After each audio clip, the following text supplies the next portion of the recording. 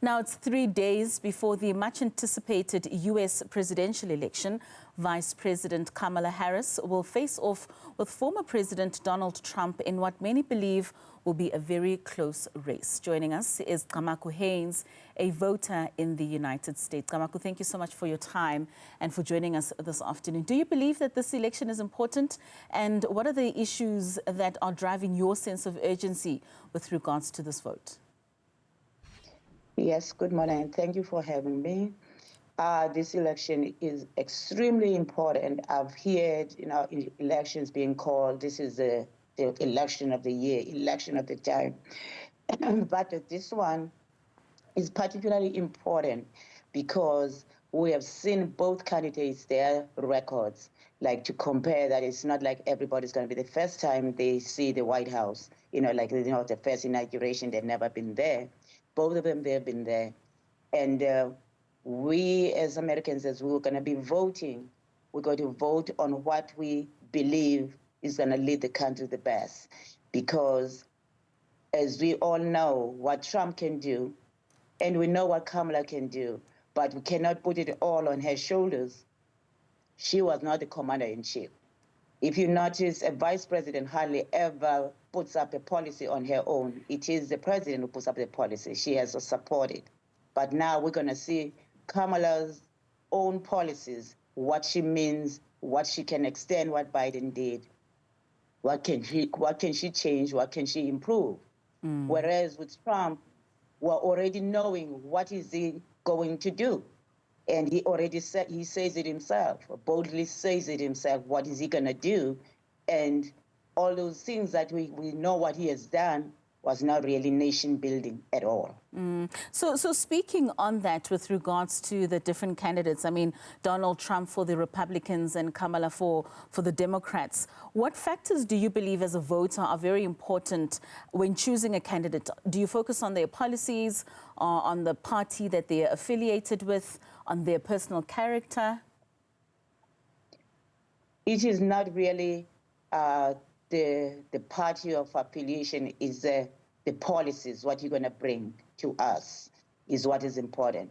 Even if it was an independent who's bringing what Americans want, what Americans deserve, what Americans expect from a government, we will vote for that person.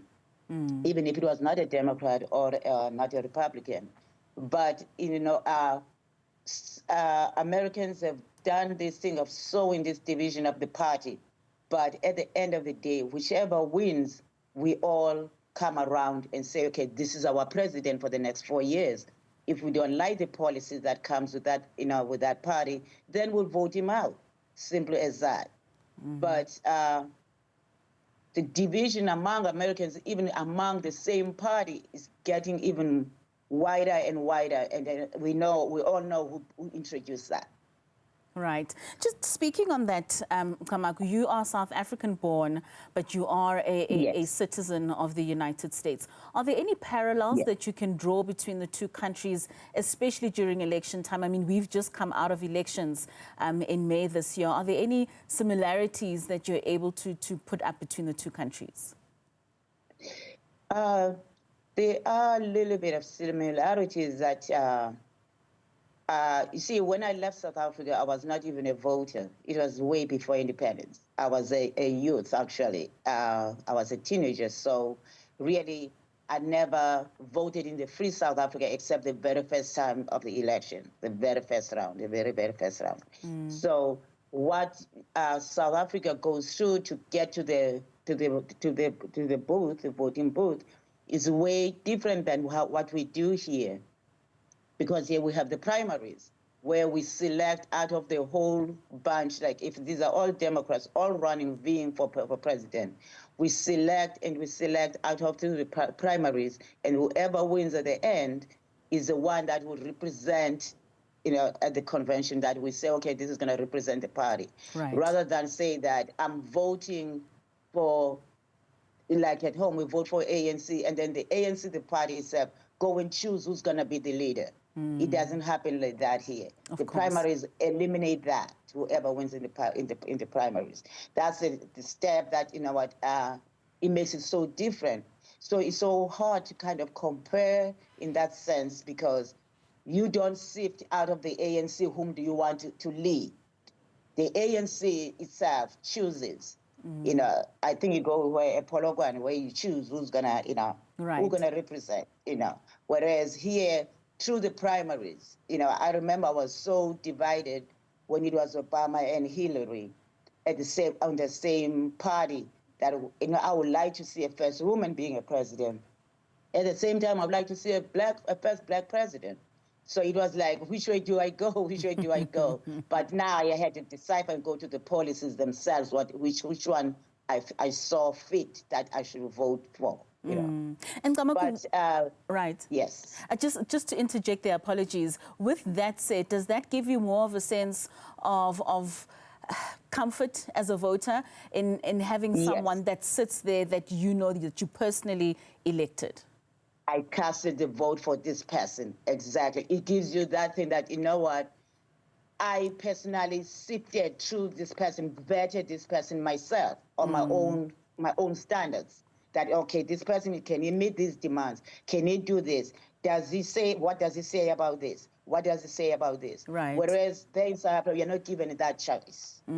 Just coming back to you as a voter, what are the key issues that you're most concerned about in this election, and how do these issues influence your particular vote? Okay, I have several, that I would say influence my vote. Number one, it would be Roe versus Wade. Donald Trump repealed Roe versus Wade. That, as a healthcare professional, it took us back hundreds of years to go back to have those backyard abortions and everything like that. Which country still does that?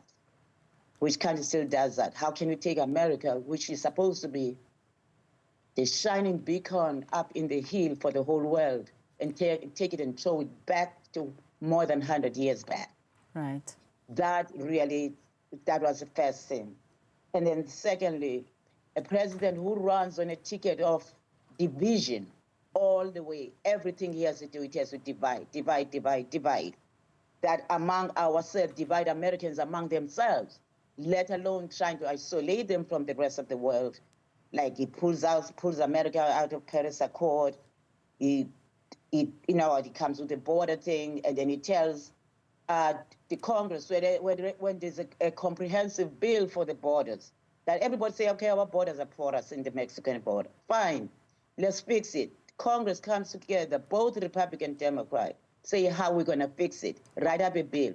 He tells the Republicans, don't vote for it, because I won't have anything to run on if this border thing is erased. This is one of my, this is my trump card, literally speaking. This is my trump card to use for re-election, is a porous border. Right. So how do you fix a problem if you are creating it so that you have something to use to win, And then withdrawal from NATO. How are smaller nations are supposed to defend themselves if there's no NATO? That he wants America out of NATO. And then a person who doesn't believe in modern science, in everything, including how he plunged America into the COVID vaccine, into the COVID pandemic, because of refusal of scientists, because it's not him who's coming up with the idea, it's somebody else. So somebody who's me all the time. How can you vote for somebody who doesn't even look after his own nation? How much more can you, how are you going to build world peace? How are you going to build economies in other countries that are developing if all what you're looking after is yourself? You don't even want to look after your own people. Right. So that right there, I say to myself, how can I vote for somebody like that?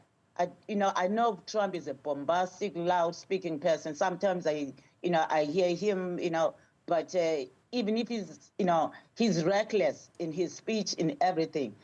Sometimes you're holding your mouth whenever he's going to speak in public. Whenever he's going to speak international, you said, oh, Lord, what is he going to say now? What is he going to say now? Every time we're bowing our heads, I don't know what, we dodge a bullet today. You can't live with a president that is not going to be dodging a bullet every day whenever he goes into an international stage. You got to represent your country. So, Not Camagu, going bumble and mumble at everything. right. You mentioned the Roe versus Wade and just the policing of women's bodies. What has been the impact in terms of those backyard abortions ever since this change in legislature? Number one, there's been deaths that doctors, Trump promised, the law says there'll be the state's law that say they will jail the doctors who perform abortions. And then in the sense that sometimes it's not necessarily just casual abortion that you just go and walk into a clinic and want to abortion. Sometimes it's clinically, medically, and urgently needed. And then some doctors, in a case in Texas, that they withheld their aborting the baby as long as there was still fetal heartbeat, which means that that baby is still alive. There's still a fetal heartbeat. Whereas the woman was suffering from infection, sepsis from the pregnancy, from the ectopic pregnancy, until the woman died. By the time they say, okay, no fetal heartbeat, there was no way of saving her either. So now you lost 2 lives. Right. So Instead of could have saved the mother's life so she as could well. probably carry another pregnancy. Look, we have run out of time. I really would have wanted to get more from you with regards to this, but thank you so much for your time. We certainly do hope that your vote will count within that U.S. voting that's taking place in the next 3 days.